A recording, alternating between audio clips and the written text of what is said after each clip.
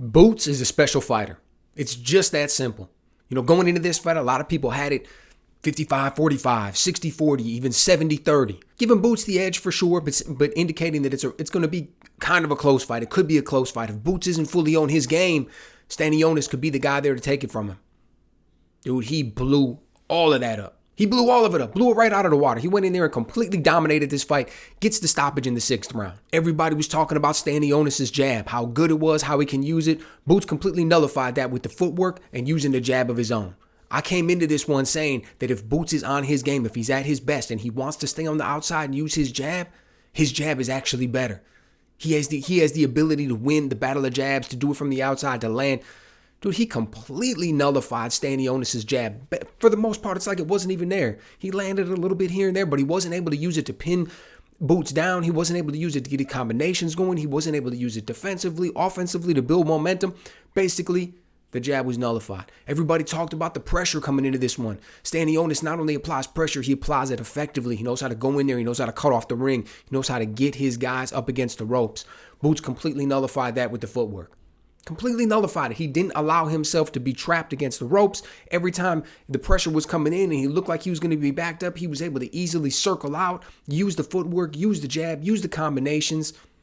Completely did everything he wanted. And then we talk about the cardio that Stanionis has and what that could potentially lead to later on in the fight. The fact that Boots is going to need to move around. He's going to need to use his feet. But Stanionis, man, he's a machine. He's got the cardio. He's coming. He gets revved up. Boots nullified that with the body work.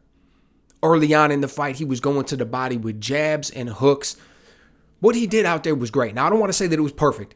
By any stretch of the imagination, we know this wasn't a perfect outing. Boots got caught with plenty of clean shots. Maybe plenty's a little bit of an exaggeration, but dude, he got caught with some clean shots. There were some clean left hooks. There were some clean right hands.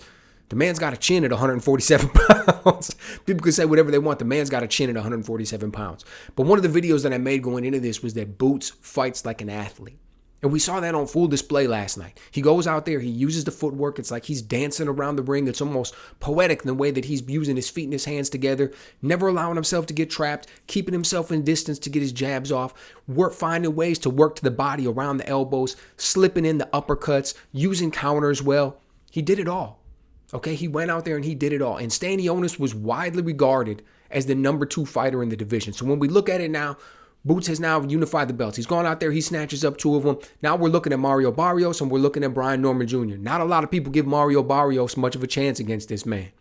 He's a beast at 147 pounds. Mario Barrios, and I understand where that's coming from. Okay, he doesn't have the explosiveness. He's not going to have the defense. There's a lot of things that he does well, but to think that he's going to go out there and compete with Boots, that's a stretch. Now, when we look at Brian Norman, there's a lot going on there. That's a fight that a lot of people want. You saw Eddie Hearn was already building it right after the fight. Eddie Hearn comes out and goes, look, Brian Norman Jr., very good fighter, holds a belt. We're interested. But let's be honest with each other. The man made $150,000 on the Michaela Meyer Sandy Ryan undercard. If he comes out and he fights Boots, he's going to make 10 times that. So if he's not willing to take that fight, what are we doing here? We're talking about we're going to give him 10 times the biggest payday that he ever had, along with the notoriety and the opportunity to be the best man in the division. So he's already building it up to say that if this fight falls through, it's going to be completely on Brian Norman, and he's going to go out there and attack his manhood, saying, what are you even doing in boxing if you're not willing to accept the biggest fight for the biggest payday? So interesting the way that Eddie Hearn, always the promoter, immediately going out and trying to build that one. And it's good because, look, those are the type of fights that we want to see. We want to see Boots go out there. We want to see him make his mark. I've said after the whole thing with Terrence Crawford, as soon as that started to fall apart, long time ago at this point, but as soon as it started to fall apart, I said Boots doesn't need Terrence Crawford. He's still young, incredibly talented. He can build his own legacy and build himself up. Stay at 147 pounds, stick your flag in the ground. Look, as long as he can make the weight comfortably, I know that last night he wasn't under the IBF rules, so he didn't have to worry about keeping it to only 10 pounds for the rehydration clause and things like that. He was able to go out there and do what he wanted. He looked big. He looked good. He was able to go out there and make things happen. Now, look, could he go out there and continue to perform at that level and at that rate for a full 12 rounds? I don't know. I'd be interested to find out.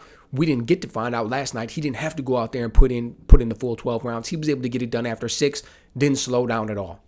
So let me know what you guys think. Were you impressed with the performance? Do you think he can stay at 147 pounds, or does he have to move up to 154? We know eventually he will, but is he going to have to do it maybe a little bit quicker than he wants because of the way that his body isn't accepting 147?